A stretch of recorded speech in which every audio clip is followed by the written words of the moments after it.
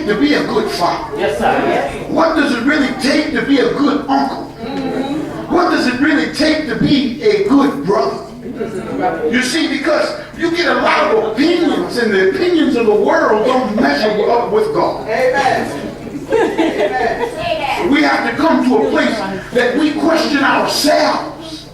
And we come to a realization that what we do, we love because we are what God has called us to be.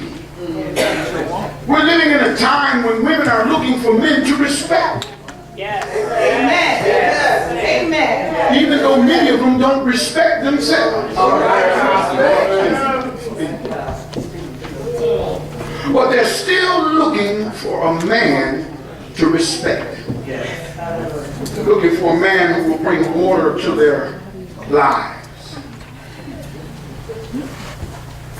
So we ask these questions. What does this man teach your sons? Wow. Amen. What does this man teach your daughter? Teach it to us, son. What does he teach them about God? Does his life say that there is no God? Does his life say it's more important on Sunday mornings to wash the car than it is to get the kids clean? God, you're killing me back here. Does he say it's more important that we go out on Friday nights because we're married and we want to go alone than it is to go out and take the family out? So we can have a relationship with the family. Because the relationship of the mother and the father reflects on the family. Yes. Amen. I remember when my friend said, Brother Hamilton, you and Sister Hamilton come and go with us. I said, you know, can I bring my kids? He said, well, no, none of us are bringing our kids. It's only for adults. I said, okay, well, then I just won't go. Okay. He just looked at me and said, well, what you mean you can't? I said, oh, no. I don't have a lot of time. I don't have a lot of time. And so I have to have some wisdom with the time that I have. Now I can spend time with y'all, but I look at it as taking time away from them. Come on. Yeah. Okay, I mean, I played basketball, made all high basketball, all high football. And they come to get me to play basketball. I told them, I stopped playing basketball. How in the world did you stop playing basketball? Because it took away time. There's only 24 hours in a day. And I have to value my time. I tell people now, I mean, I usually study 5 hours a day of my Bible. My God. But what I teach people is you need to tithe your time to God. 10% of your day, every day, should be given to God. Come on, sir. There's no way you should rise up in the morning and go to sleep without giving God 2 hours and 45 minutes of your time, or 40 minutes of your time. You have no excuse because you find time to do everything.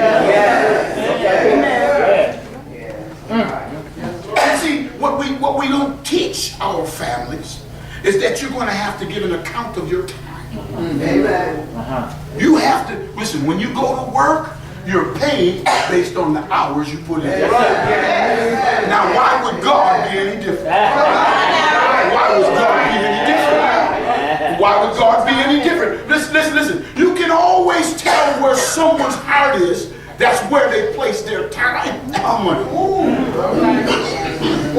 God. Talk is cheap. Yes, sir. We need men who are doing. You know, a couple of years ago, I love fishing. I love fishing and I love hunting. You know, if I can't hunt, I like to go out and just shoot. Oh, yeah. Do you know what? If you just get out in the woods and just set you up some targets and bring you some cans, you can't think about nothing else when you're concentrating on hitting the target, or else you'll never hit it. It teaches you to breathe. It teaches you to be still. It teaches you to concentrate. And it teaches you to focus focus on one thing. One thing. Oh, y'all just don't know. I took up archery and making bow and arrows. I have my archery license. When you do archery, you know, nobody, you can't blame. Shooting, you can't blame anybody. Archery, you can't blame My anybody. God. They're all disciplines. They teach you discipline. Okay, you say, Elder Hamilton, discipline. I'm off my target. You just missed it. Okay, when we came up, they used to have what they call playpens. How many of y'all kids now got playpens? You know what playpens taught us? Playpens gave us boundaries. That's right. And now your kids run all over. My God. Come on.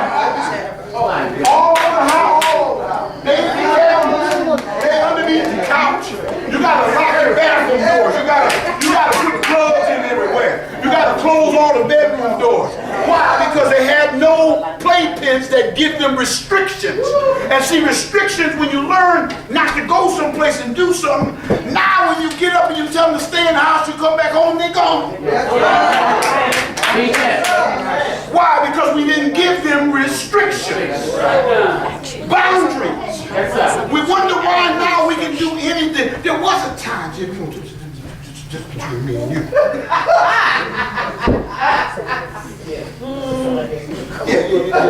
But they don't understand. See, we wanted to sit around and talk and play cards. You like J&B, I like Cutty Shop. She laughed because we had to go get her some gin. And we sit in the kitchen and put on Rudy Ray Moore. You know?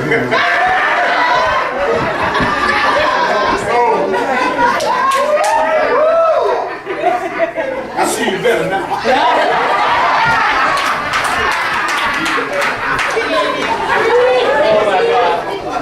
And then I said, see you real clear. But what we would do, since we was doing what we was doing, we would put the kids out. Watch out. Because we had enough respect for ourselves, and we wanted our children to respect us. So we set boundaries. And they said we were wrong when we said children should be seen and not heard. Oh, we was wrong. So they say. But they're raising them now that they're not only seen and heard, they drinking up half our liquor. In our presence. Right in our presence. Right in our presence. Sit up there going, there's a dream on the hill. Let's go, let's go, let's go. You don't know nothing about that.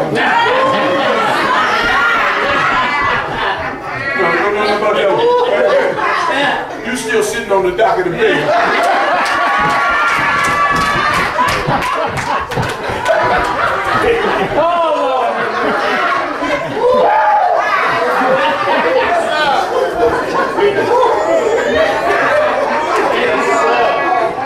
That's why we don't. Yes, sir.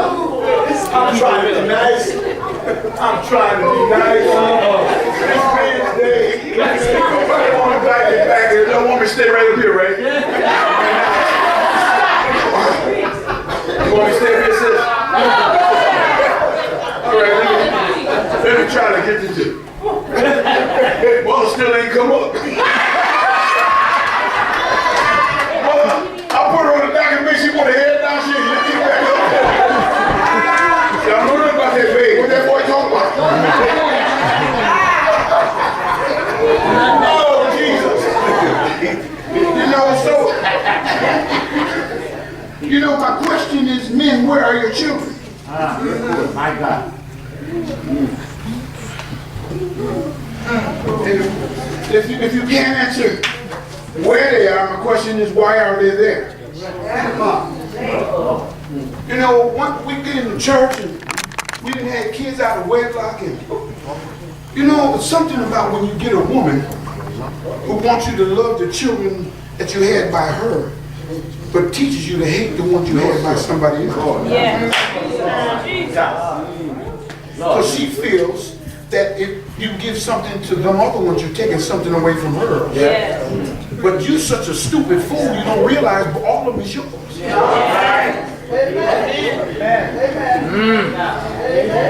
How you gonna let somebody talk you out of taking care of your kids? Minister. And you know it's amazing that we want a good man. We may find one, he may have a couple kids, but we fail to realize that when they get a little older, you're going to want to sing, "We Are All Family." My brothers and my sisters and me. Yeah. But while they're coming up and they could be family, you isolate. Then you want them to respect you and love you and come to your house, and you see them fighting their brothers and sisters, and you want to tell them to stop fighting each other. That's your brother and that's your sister. You taught them to fight. You taught them to fight. You taught them that they were not a family. You see, there is no such thing as step parents.